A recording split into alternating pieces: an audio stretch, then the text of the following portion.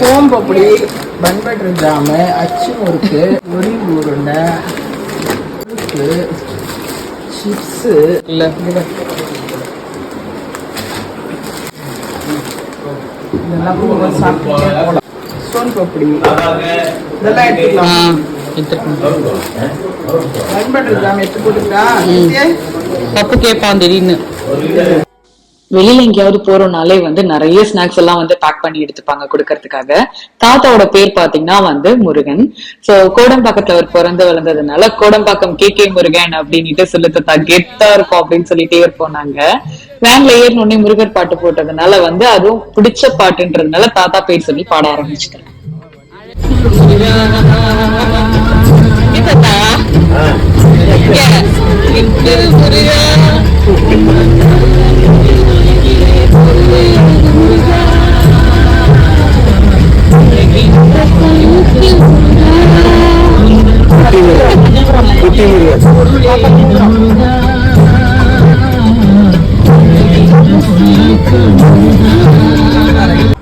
காஞ்சிபுரம் தாண்டின உடனே முருகன் இட்லி கடை ரெஸ்டாரண்ட் வந்துச்சு. சோ மார்னிங் பிரேக்ஃபாஸ்ட் சாப்பிடலாம்னு சொல்லிட்டு அங்க போயிட்டோம்.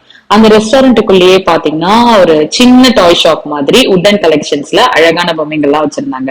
நான் தான் எப்ப பொம்மை பார்த்தாலும் ஸ்டாப் ஆயிடுவேனே. சோ அதனால நான் கேட்காமலே எனக்கு ஒரு அழகான கீ செயின் ஹஸ்பண்ட் வாங்கி கொடுத்தாங்க. குட்டீஸ்க்கும் அதே மாதிரி சின்ன சின்ன பொம்மை எல்லாம் வாங்கிட்டு அம்மா மாமாஜி இப்ப நம்ம கூடயே இல்லைனாலும் இந்த மாதிரி ஃபங்க்ஷன் டைம்ஸ்ல மிஸ் பண்றதா தோணும். சோ அவங்க பண்ண நிறைய விஷயங்கள் நாங்க அடிக்கடி பேசி ஞாபகப்படுத்தி பார்த்துப்போம்.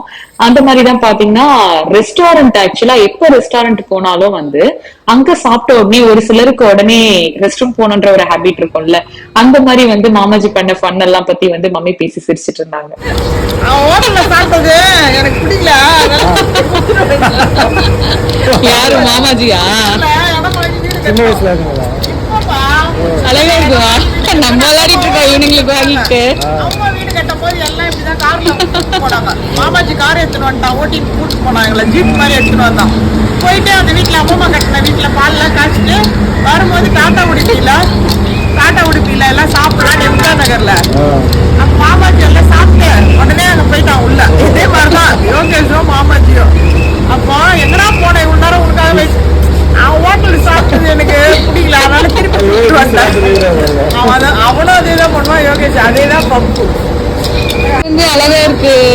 இது நான் தானே